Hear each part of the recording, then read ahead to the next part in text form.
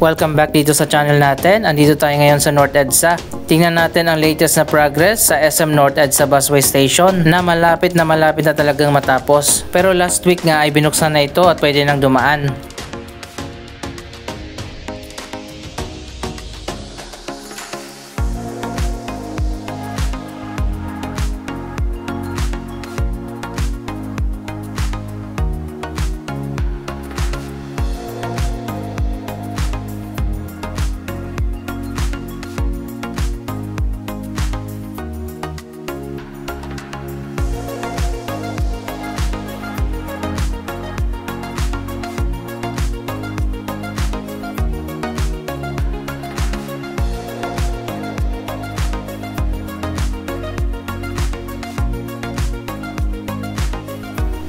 May konti na lang ginagawa dito sa magkabilang side.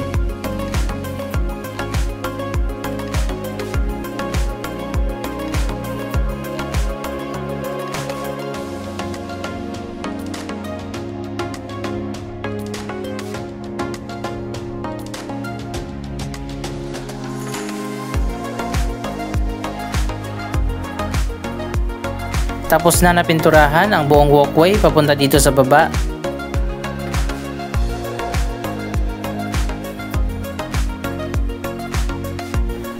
Natapos na rin ang paglalagay ng mga glass.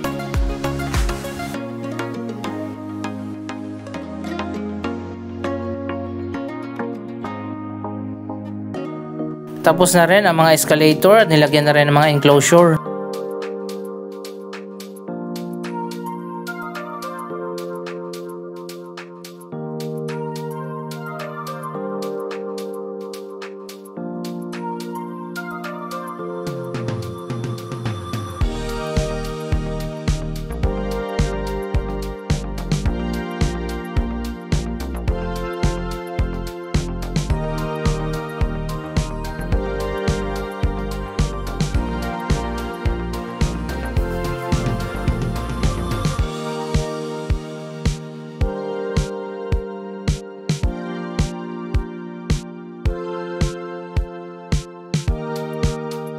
Wow, ang ganda na pala dito. Kung ano yung nasa design, ganun din talaga sa actual.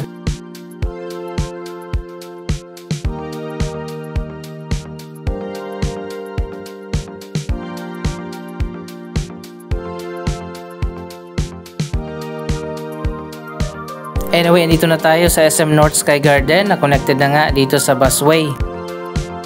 Yung elevator pala yung ginagawa pa.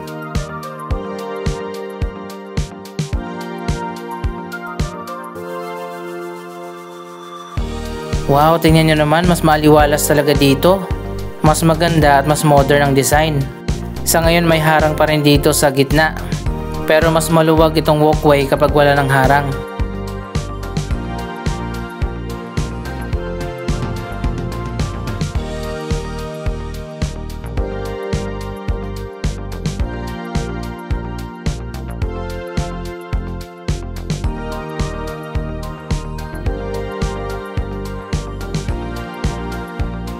Maganda talaga kapag naka-glass.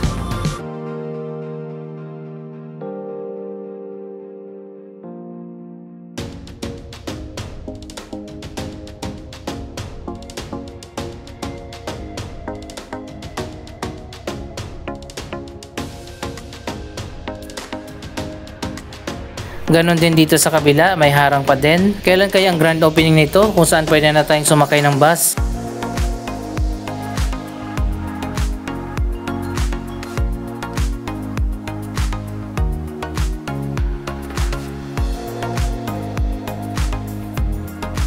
Meron ding glass dito sa may ceiling.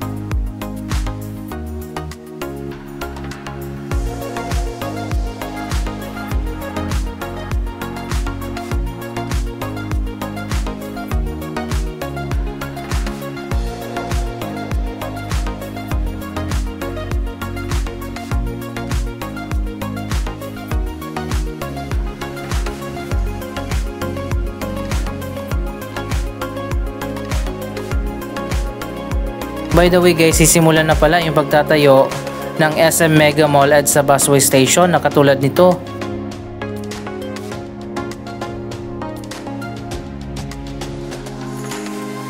Eto na, tapos na rin yung mga hagdanan. Pero sarado pa, hindi pa pwedeng dumaan dito. Kapag natapos na to yung SM Mega Mall at sa Busway Station naman, yung i-update natin.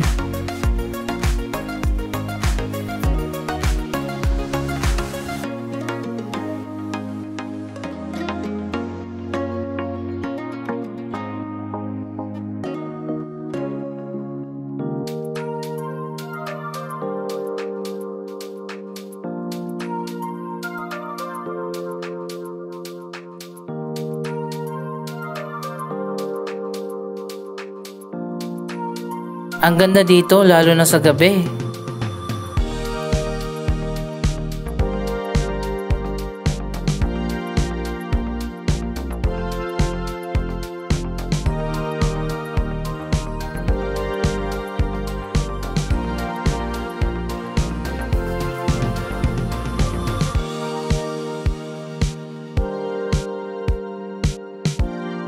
Parang katulad din siya dun sa walkway sa SM Mall of Asia.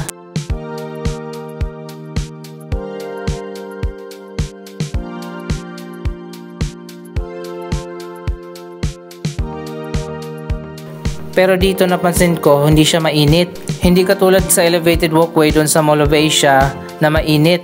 Parang walang hangin na nakakapasok sa loob.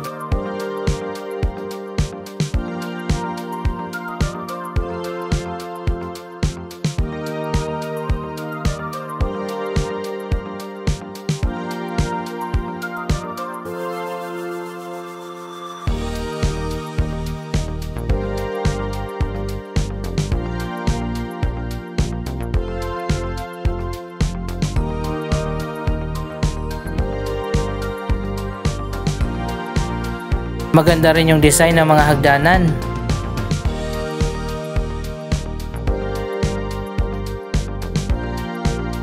Eto, meron pang ginagawa dito sa dulo.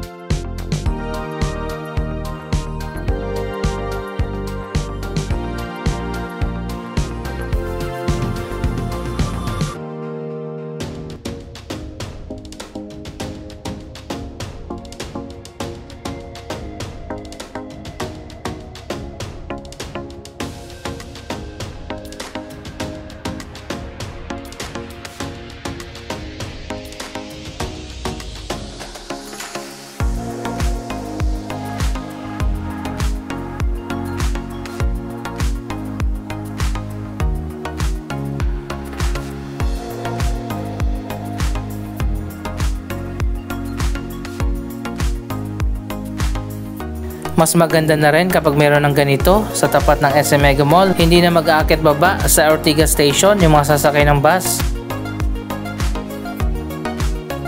Ito naman yung elevator at hagdanan dito sa may Emerson Building.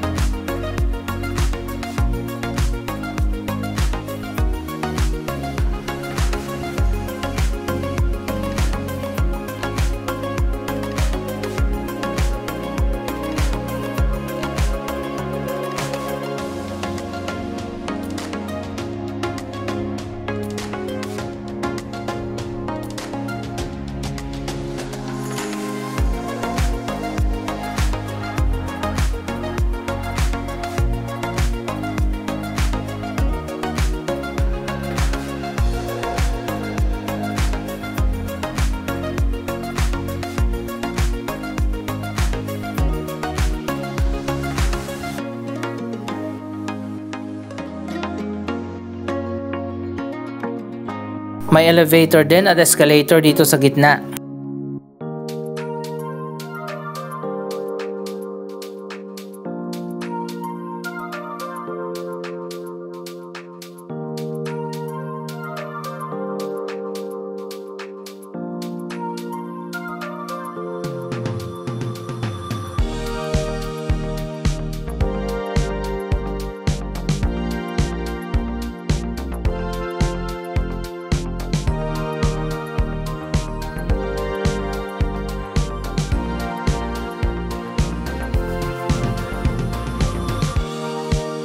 Siguro next month, bukas na to at operational na.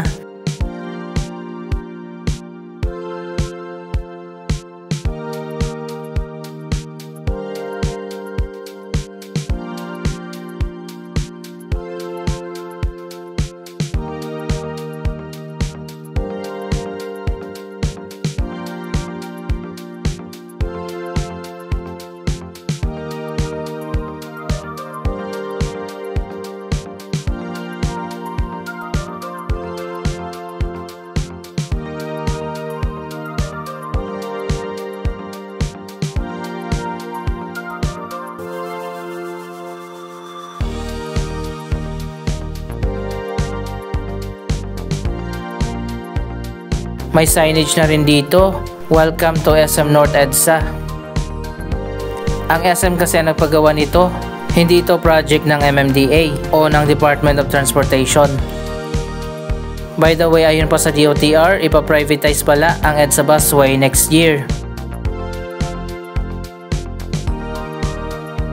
Ito yung sakayan at babaan ng mga pasahero.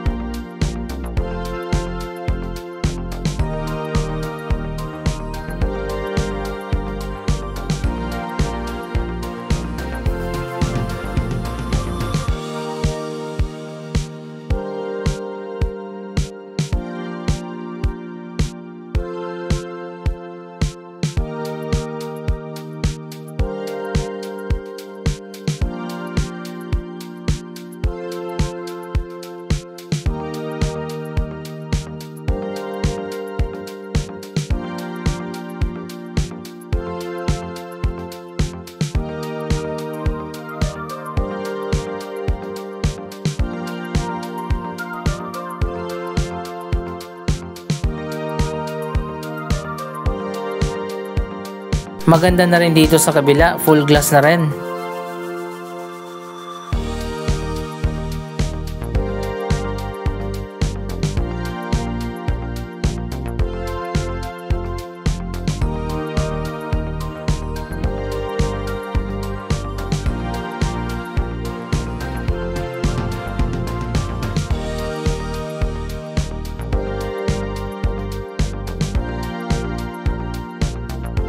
Dito naman tayo sa West Avenue, silipin lang natin ang progress ng MRT-7 Turnback Guideway Project.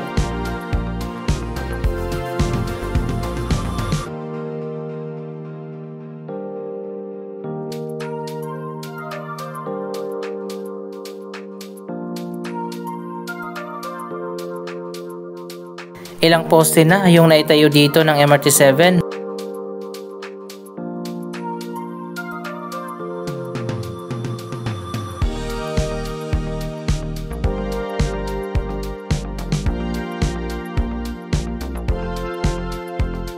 Samantalang yung common station, more than 6 years na, hindi pa rin tapos.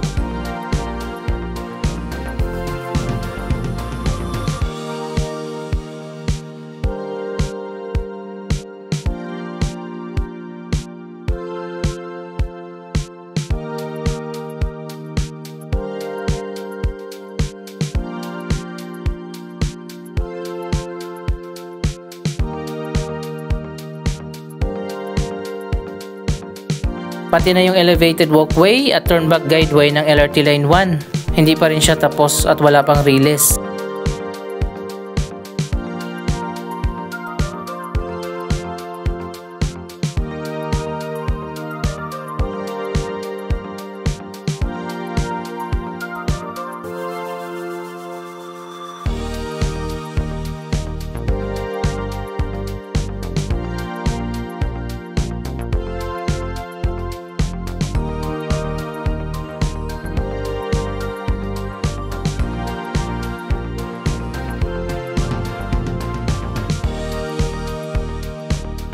Anong masasabi nyo sa latest na progress ng mga proyektong ito? Mag-comment lamang dyan sa baba ng inyong mga reaksyon. Maraming salamat sa inyong panonood. Huwag kalimutan na mag-subscribe for more updates. Thank you for watching!